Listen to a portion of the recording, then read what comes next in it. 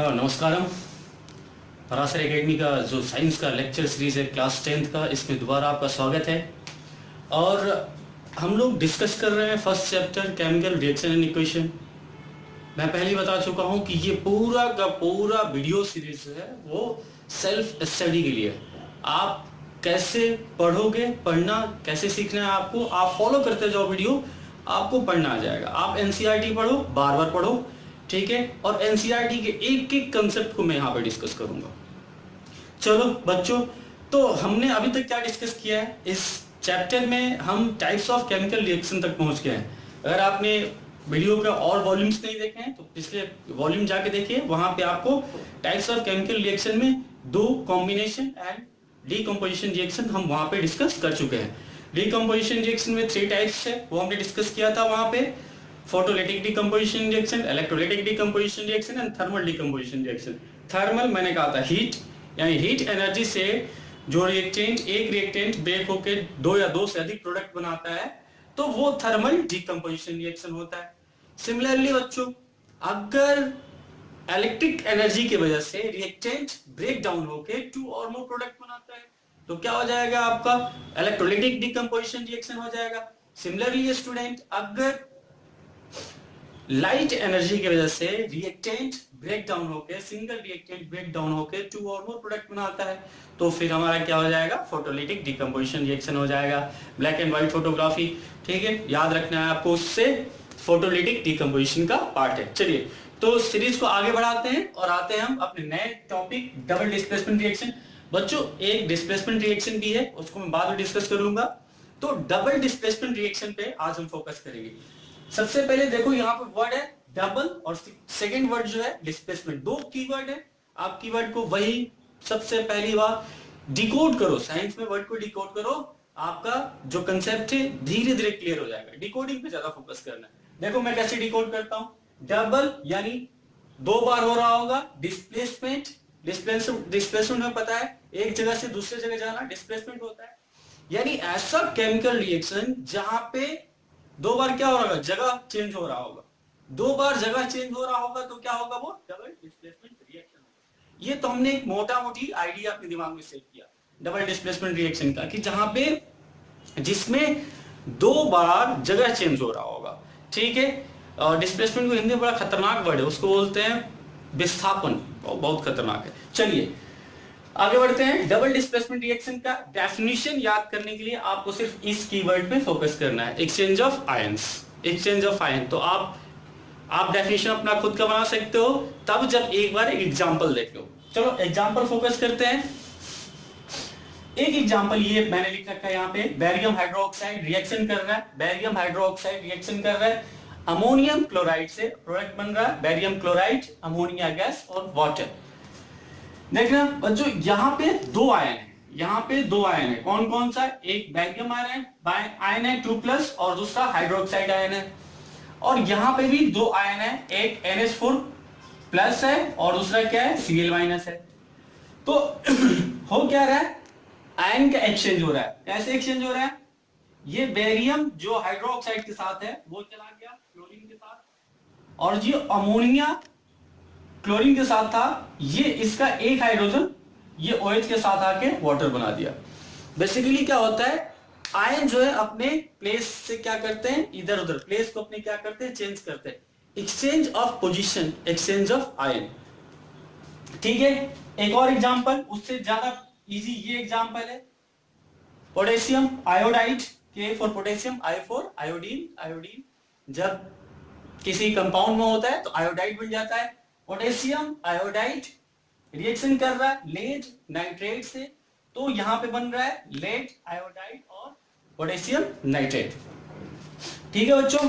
तो एक बार मैं इस रिएक्शन को डिकोड करता हूं। अच्छा, कैटायन एनायन आपको पता है बचपन से, कैटायन पॉजिटिव चार्ज होता है, एनायन नेगेटिव चार्ज होता है, इन्हीं का एक्सचेंज होता है, कैटायन और एनायन का एक्सचेंज होता है, ठीक है। मैं यहां पे दिखाता हूं इस रिएक्शन में कैसे कैटायन एनायन का एक्सचेंज हो रहा है।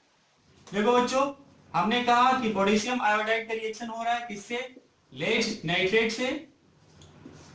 इसी को मैं ब्रेक डाउन करता हूं, पोटेशियम K+ आयोडाइड I-, और इसको ब्रेक डाउन करोगे, अगर 9th में बच्चों पढ़ा है आपने तो लेड पे 2 प्लस चार्ज और नाइट्रेट पे -1 चार्ज। देखो क्या हुआ, कैटायन एनायन, कैटायन एनायन। अब क्या होगा, एक्सचेंज ऑफ आयन का मतलब ये है कि ये कैटायन, कैटायन 1 चला जाएगा एनायन 2 के साथ और कैटायन 2 चला जाएगा एनायन 1 के साथ। एक्सचेंज हो गया, अपनी अपनी पोजीशन इन्होंने क्या किया, एक्सचेंज किया, अपने अपने साथियों को छोड़ के नए साथी बनाए।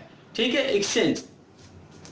तो देखो ध्यान देना, अब क्या है कि एनायन 1 कैटायन 2 के साथ ये, अब इनका कंपाउंड कैसे बनेगा बच्चों, वही बचपन वाली बात है। लेड पे 2 चार्ज, आयोडीन पे 1 चार्ज, जगह नहीं है यहाँ पे, लेड पे 2 चार्ज, आयोडीन पे 1 चार्ज, 2 1, क्रॉस मल्टीप्लाई बचपन वाला Pb, और ये क्या हो जाएगा I2, वो यहाँ पे लिखा हुआ Pb I2। ठीक है, तो बच्चों इस तरीके से ये जो प्रोडक्ट बना, इनमें पहला प्रोडक्ट बना Pb I2, ठीक है, और दूसरा प्रोडक्ट क्या बनेगा, ये पोटेशियम नाइट्रेट। क्या बन जाएगा बच्चा, पोटेशियम नाइट्रेट KNO3। क्यों KNO3, क्योंकि K पे +1 चार्ज होता है, NH पे -1 चार्ज होता है, दोनों इक्वल चार्ज, बिल्कुल बिल्कुल आराम से सेटल डाउन हो जाएंगे, बराबर के सेम होगा, आराम से सेटलमेंट। ठीक है, तो एक्सचेंज ऑफ आयन में आपको ये देखना है।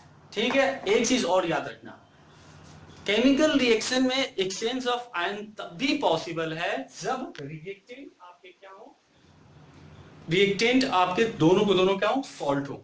रिएक्टेंट क्या हो, दोनों के दोनों सॉल्ट हो। ठीक है, अगर केमिकल रिएक्शन में रिएक्टेंट में दोनों सॉल्ट हैं तो डेफिनेटली वहां पे डबल डिस्प्लेसमेंट रिएक्शन होगा।